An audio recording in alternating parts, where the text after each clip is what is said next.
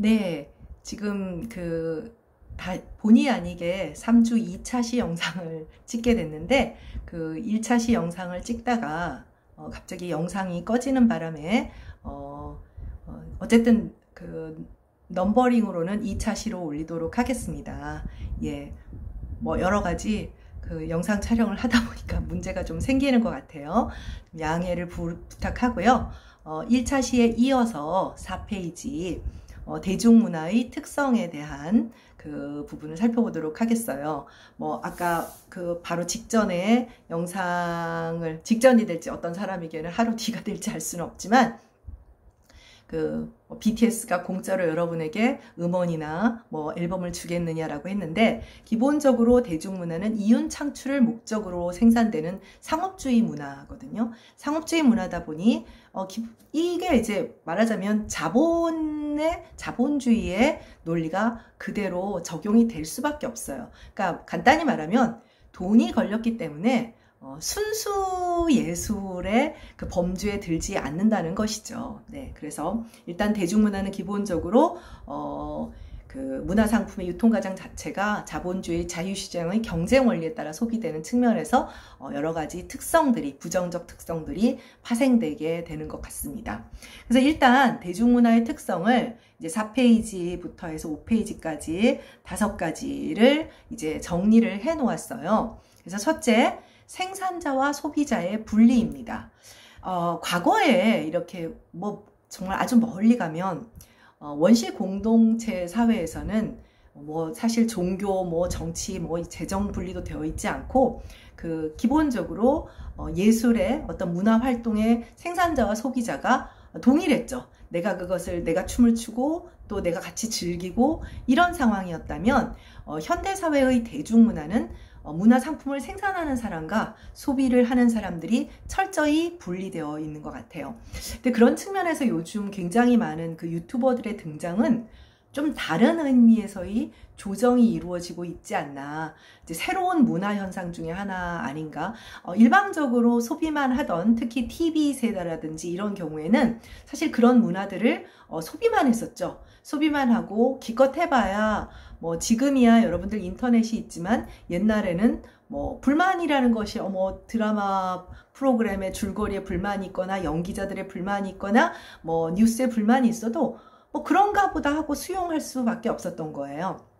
반면에 지금은 이제 상호 소통도 되고 그런 측면에서 조금 이 생산자와 소비자의 분리 차원이 좀 달라지고 있는 것이 아닌가, 영역 변경이 일어나고 있는 것은 아닌가, 그런 점에 대해서도 우리가 한번 얼른 대면 강의 때 토론을 같이 해볼 필요가 있을 것 같아요. 네.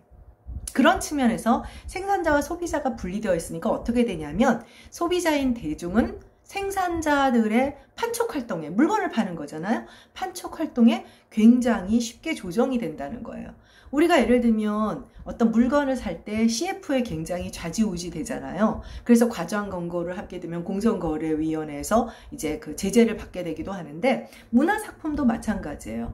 뭐 영화의 광고라든지 또 앨범의 홍보라든지, 여러분들 뮤직비디오, 가수들의 뮤직비디오는 전형적인 판촉 활동입니다. 우리가 그걸 문화라는 범주에 있어서 그렇지, 만약에 경제와 자본의 논리에서 보면은 전형적인 아름다운 판촉 활동이죠. 뭐 요즘 뭐 여러분들 CF도 사실 그렇지 않나요? 어느 그 문화 상품의 경제에 이르는 그런 판촉 활동인 거죠. 자, 두 번째는 대중문화의 창조자는 대중문화 산업의 고용관계, 즉 계약관계를 가지고 있게 돼요. 이 고용관계와 계약관계를 갖고 있다는 건 뭐죠? 간단히 말하면, 자, 선생님은 서울여대에 고용되어 있는, 계약을 하고 고용되어 있는 교수잖아요. 그래서 함부로 다른 학교에 가서 강의를 할 수도 없고, 여러분을 가르치는 것이 나의 계약을 한 고용관계, 서울여대와의 고용계약 관계예요. 그렇다면 문화상품을 만들어내는 가수나 뭐 연기자나 감독이나 작가들도 자기가 소속되어 있는 회사든 업체든 아니면 개인이 계약을 했건 그 사람들의 조건에 부합할 수밖에 없는 거예요. 무슨 뜻인지 알겠죠? 아, 네, 뭐 아이돌이 예를 들면 연애를 해요. 그러면 상품으로서의 아이돌이 연애를 한다라고 하는 것은 상품 가치가 떨어지는 거죠. 그럼 비밀로 연애를 한다든가 연애를 하지 않는다든가 이런 것들도 다 일종의 고용 계약 관계에서의 파생이 되는 거죠. 근데 더 나아가서 어떻게 되냐면 나는 예를 들면 락커가 되고 싶은데 나를 처음에 계약을 하는 뭐 내가 여기저기 락을 하려고 잘 안 되는데 어떤 엔터테인먼트 회사랑 약속을 해. 너 아무리 봐도 안 되겠으니까 넌 트롯을 해라. 자, 이렇게 되면 내가 원래부터 관심이 있고 하고 싶었던 거라면 상관이 없지만 또 다른 문제가 파생이 되겠죠. 또 그리고 또 한 가지 문화를 소비하는 우리 입장에서는 이제 뭐랄까요? 창조자의 진실된 모습을 보지 못할 가능성도 있죠. 그래서 대중문화의 창조자는 기본적으로 문화산업의 요구와 타협을 해야 되고 자신의 독창적인 창조 행위에 전념할 수 있는 고급 문화의 창조자와는 다르다. 소위 말해서 고급 문화, 뭔가 순수한 예술. 그러니까 간단히 말하면 대중의 기호에 꼭 입맛을 맞추지 않아도 되는 창조자와는 다른 측면이라는 것이죠. 자, 그 다음에 세 번째, 대중문화 상품의 대량 생산과 규격화예요. 그러니까 우리가 앞에서 K-팝 가수들이 공격을 받을 때 공장에서 찍어낸 듯하다. 근데 사실 이 부분에 대해서 선생님도 좀 공감했던 게 여러분들하고 세대가 좀 달라서 그런지 모르지만 TV를 이렇게 돌리다 보면 어느덧 제가 젠지 여러분들은 정말 이해를 못하겠지만 여러분들 나이를 들어보면 다 잘생기고 다 이쁜데 다 비슷비슷하게 생겼어요. 다 노래도 비슷비슷해요. 춤도 비슷비슷한 것 같아요. 그런 느낌을 선생님도 받았거든요. 그러니까 그런 어떤 그 K-팝 아이돌들에 대한 어떤 비판들이 어느 정도 수용될 만한 부분은 분명히 있는 것이죠. 그래서 대중문화 상품은 기본적으로 표준화와 몰 개성화가 심화될 가능성은 충분히 있다고 할 수가 있습니다. 네, 다음 페이지를 보도록 할까요? 네. 그래서 그 또 다른 대중문화의 특성, 이제 네 번째 특성을 보게 되는데, 대중문화 산업의 그 오락지향적 성격, 뭐 향락문화적 성격이다 이렇게 말하는데, 향락이라 그러면 요즘 세대들은 굉장히 낯선 단어인데, 상대적으로 우리가 TV를 보거나 또 여러 가지 매스미디어를 통해서 접하게 되는 대중문화 상품들을 심각하게 보려고 접하지는 않죠. 그래서 우리 세대의 가장 대표적인 그 예술 영화다 그래서 프랑스 영화였는데, 프랑스 영화가 별로 인기가 없었어요. 한국에서도 좀 비슷하고 재미없어. 무슨 영화를 보는데 꼭 그렇게 어렵게 봐야 돼. 그리고 뭐 할리우드 영화를 보면서 막 너무 뭐 예술성이 없어. 야, 뭐 영화 보면서 예술을 따지냐 등등 뭐 이런 얘기들을 주고받는 경우들이 많았을 거예요. 그래서 대중문화가 가지고 있는 어떤 그 예술적 지향성이 어디까지여야 하느냐에 대한 얘기들이 굉장히 많았는데, 기본적으로 많은 대중들, 그러니까 그런 측면에서 특히 이 오락지향적인 성격을 대중문화가 갖고 있기 때문에 이때의 매스가 어리석은 대중들이 이제 되게끔 되고, 그러다 보니 이 어리석은 대중들의 기호를 맞추다 보니 이 문화 상품들은 좀 더 잘못하면 저열하고 가치가 없는 그런 상품들을 생산하게 된다는 거죠. 그래서 시장 점유율을 높여 더 큰 이윤을 창출하려면 소비자들의 아주 말초적이고 즉각적인 그 만족을 충족시켜 줘야 한다는 그런 측면에서 대중문화의 특성이 또 규정되었어요. 또 한 가지 마지막으로 이제 유행성이라고 하는 것을 들 수 있죠. 요즘 아주 트롯 열풍입니다. 트롯 열풍이에요. 갑자기 느닷없이, 근데 뭐 특히 한국 사회는 유행이 특히 이제 그 산업화와 정보화가 급격히 이루어지면서 특히 대중문화의 유행성은 굉장히 빠른 것 같아요. 그래서 뭐 연예인들도 연예인의 생명이 굉장히 짧죠. 왜냐하면 이건 정말 잔인한 얘기지만 소비재거든요. 네, 뭐 연예인이 됐건, 뭐 연예인들이 출연하는 영화나 혹은 가수가 됐건, 뭐 아니면 오락 프로그램이 됐건, 기본적으로 소비재이기 때문에 인기가 떨어지면 새로운 가치를 창출하는 그런 문화 상품들을 만들어내야 돼요.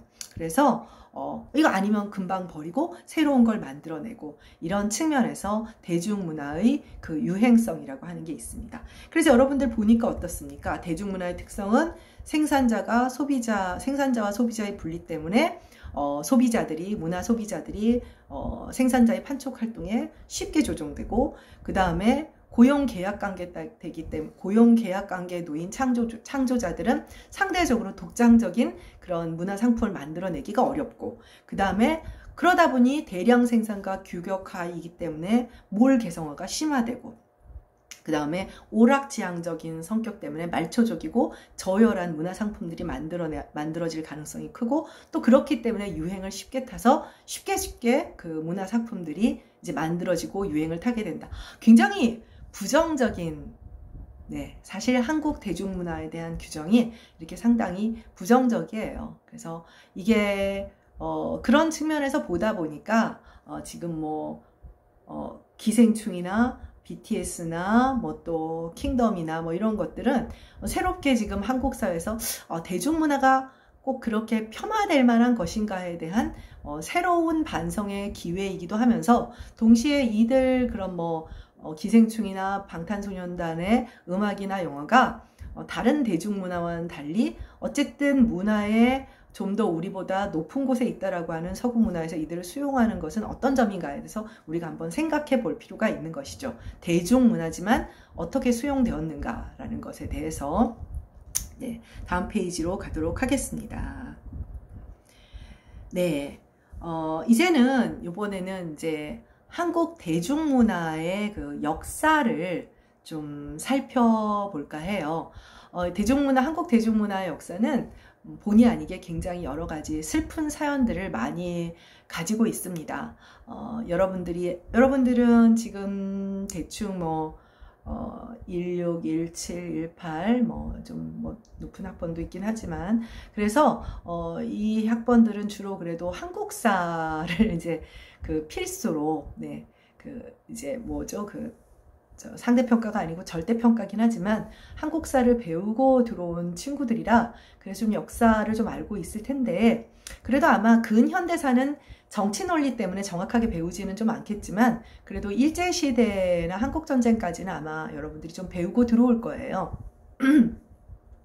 한국의 역사는 정치나 경제는 당연하고, 이제 문화라고 하는 것이 일제의 침략에 의해서 완전히 왜곡되고, 기존의 우리가 가지고 있었던 전통적인 문화의 틀은 완전히 달라지는 그런 양상에 이르게 되었어요. 사실 그러다 보니 간단히 말하면 우리가 우리 말과 글도 우리의 모국어도 1940년 태평양 전쟁을 일본 제국주의가 일으킨 이후로는 교실에서도 쓸 수 없었잖아요. 그런 상황인데 노래니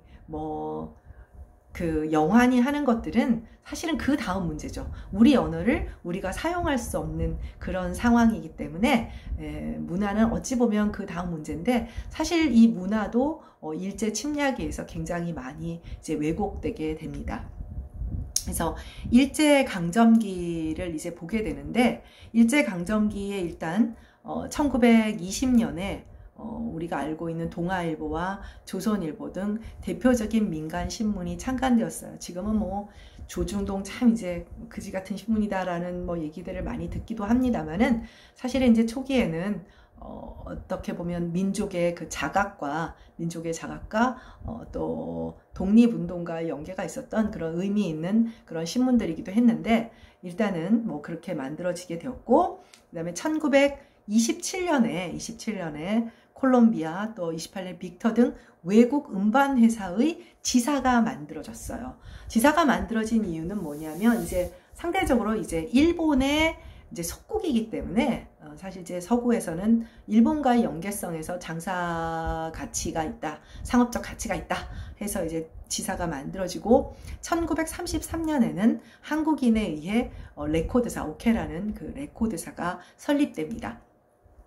1933년 이제 이때부터 슬슬 이제 일본이 본색을 드러내기, 그러니까 모든 식민지 집에 처음 들어올 때부터 총칼로 들어오지는 않아요. 총칼로 들어오지는 않고 살살 구슬리면서 접근을 하게 되는데, 이제 일본이 식민 서구에서 배웠죠. 서구 제국주의에서 배우면서 제대로 식민지 지배를 할 그 야욕을 드러내고, 이제 그 뭐랄까요, 동남아시아까지 이제 그 세력을, 중국과 동남아시아까지 세력을 확대하는 거점으로 이제 한반도를 이용하게 됩니다. 한반도를 이용하게 되면서 이제 그 뭐랄까요, 문화 말살 정책이라는 것을 이제 만들어내게 돼요. 문화 말살, 즉 한민족의, 한반도의 한국의 문화를 말살하는, 그래서 황국 신민화 정책이다. 너희들도 우리 천황의 백성들이다 해서 내선일체, 내는 자기네고 선은 조선이에요. 그래서 그럼 뭐 그렇다고 똑같이 일본 사람들과 똑같은 대우를 해줄 리가 없잖아요.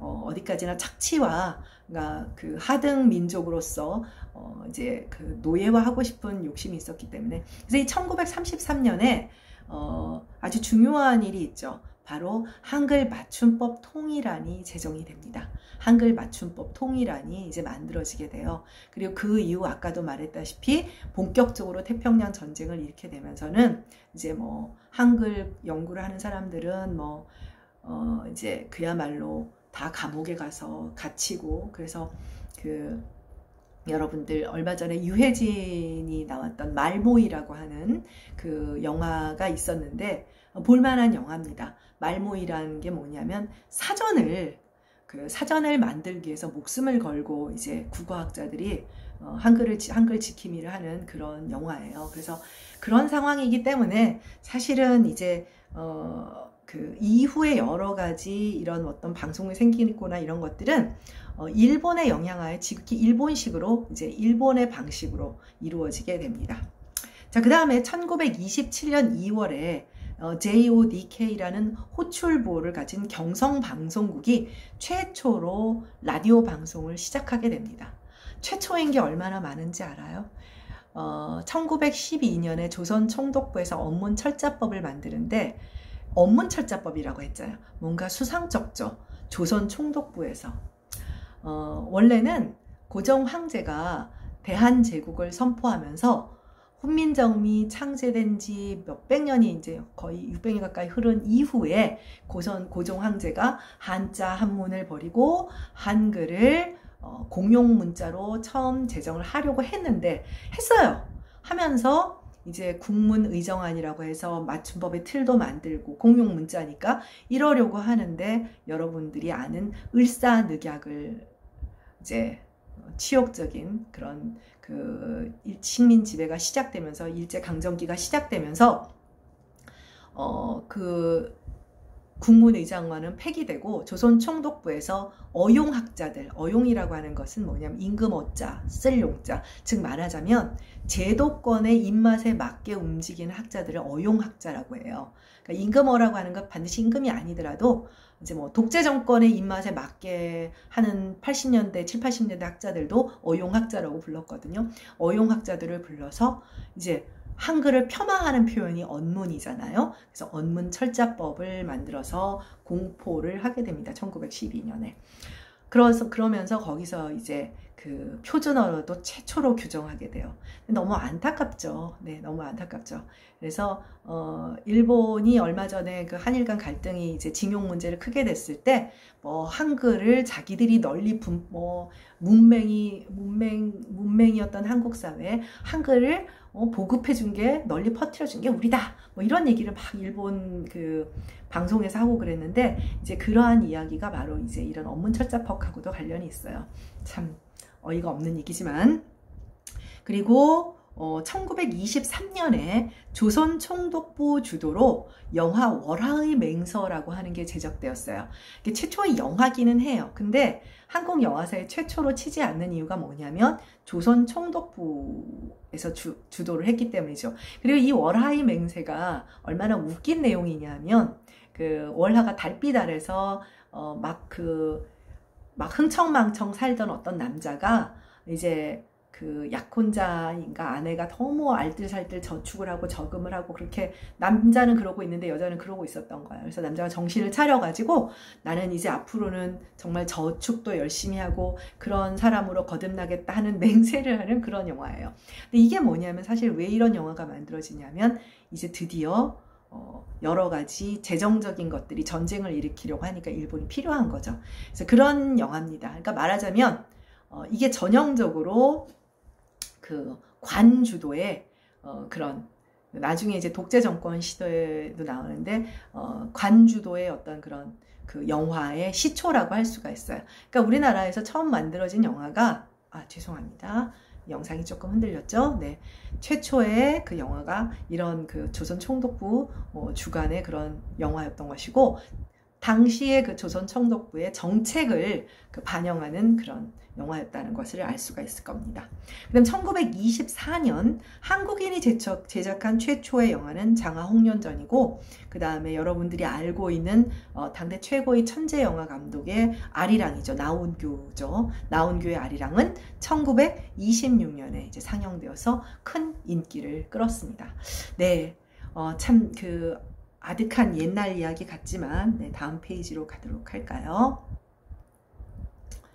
네, 그래서 여기는 여러분들한테 그래도 좀 지루하잖아요. 문자 많으면 피곤하죠. 문자 많으면 피곤해서 최초의 방송국, 그래서 이 그림을 보면 왼쪽 그림은 경성방송국 초기에 이제 자주 출연한 코리안 밴드라고 하는 재즈 밴드. 이 당시가 또 이제 재즈가 유행하던, 미국의 재즈가 유행하던 그런 시절이기 때문에. 그 다음에 옆에 보면 어떤 여성이 있죠. 별로 이쁘지 않은 것 같지만 바로 이 여자가, 이분이 그 월하의 맹서의 여주인공이에요. 여주인공입니다. 지금 같으면 네, 여배우를 했을까 싶은데 이제 옛날 사진이기도 하고, 네, 그리고 그 사진 중에 맨 오른쪽 사진은 이 월하의 맹서의 여주인공이 너무나 사는 게 팍팍해서 힘들어서 결국 기생이 되었다라고 하는 그 기사가 신문에 실린 거예요. 그래서 이제 재밌죠. 기생이 되었다. 네. 어쨌든 그래서 최초의 방송국과 어쨌든 영화를 봤습니다. 다음 페이지로 가도록 하겠습니다. 자, 그 다음에 혹시 여러분들 PPT 미리 본 친구들 알겠지만 다음 페이지에 보면은 김혜수와 박해일이 나온 모던보이라는 영화가 얼마 전에 있었는데 이 모던보이, 모던걸이라고 하는 그런 용어가 있고, 이게 한국문학사에서도 이제 개념들이 나오는 거예요. 그래서 모던보이는 뭐냐면 1927년 모던걸, 모던보이라는 용어가 본격적으로 이제 등장을 했다고 합니다. 그래서 간단히 말하면 아주 멋쟁이고 신식의 양복과 그리고 이제 서구적인 패션과 유행, 커피를 즐기고 이런 사람들이에요. 거기 이제 미스터 선샤인인가?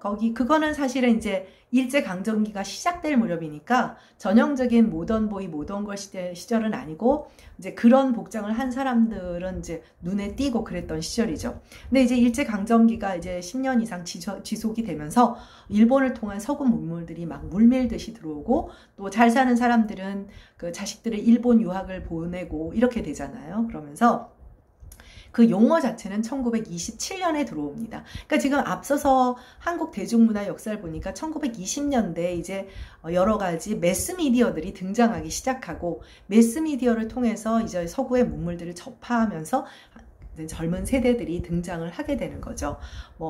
굳이 비교를 한다면 90년대 오렌지족 하고 비슷하다라고 생각할 수도 있어요. 네, 생각할 수도 있죠. 그래서 부정적으로는 아주 태폐적인 개인들의 출연으로 이제 해석을 합니다. 나라 걱정은 전혀 하지도 않고, 실제로 박해일이 나오는 그 영화가 그런 생각을 나라 걱정이건 독립운동 이딴 생각도 안 하고 맨날 즐겁게 살다가 어느 날 그런 독립운동에 몰두하고 있는 여성 선생도 보질 않아서 줄거리만 봤는데, 몰두하게 되는 여성을 보면서 좀 다른 삶을 이제 살게 되는 그런 것들이에요. 그래서 부정적으로 봤죠. 저 젊은 것들은 찻집에서 맨날 놀기만 하고, 여러분들이 알고 있는 명동 뭐 이런 데서, 명동 이런 데서 차만 마시고 뭐 춤추고 노래하고 이런 것들에서 퇴폐적인 개인들의 출연으로 해석을 하면서 좀 부정적으로 봤어요. 그런데 요즘 이제 그 문학사나 이런 쪽에서는, 문화사에서는 단순히 그렇게 보는 것이 아니라 어떤 전 근대적인 사회를 벗어나는 개인의 출현이다. 하나의 사회적 현상이자 새로운 세대의 등장으로 재해석하는 그런 입장도 나오고 있습니다. 나오고 있어요. 그래서 젊은 세대들은 새로운 스타일을 통해서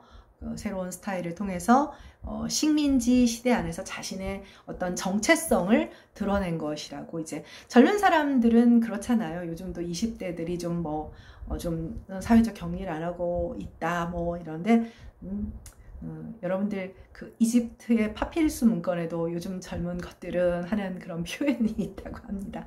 그래서 기성세대와 모두들 다 자신들의 젊은 시절은 잊어버리고 움직이는 면은 없지 않지만, 어쨌든 이제 그런 식으로 평가하는. 근데 그래서 이 시절을, 이 1920년대 30년 중반까지 이 시기를 현대적 대중문화의 등장 시기로 이해를 합니다. 현대적 대중문화의 시기. 그래서 현대적 대중문화라고 하는 것은 뭐냐면 소비문화가 확산되기 시작을 하는 거예요. 그러니까 소비문화의 확산이라고 하는 것은 소비할 만한 문화 상품이 나왔다는 것이죠. 이건 굉장히 중요한 것이에요.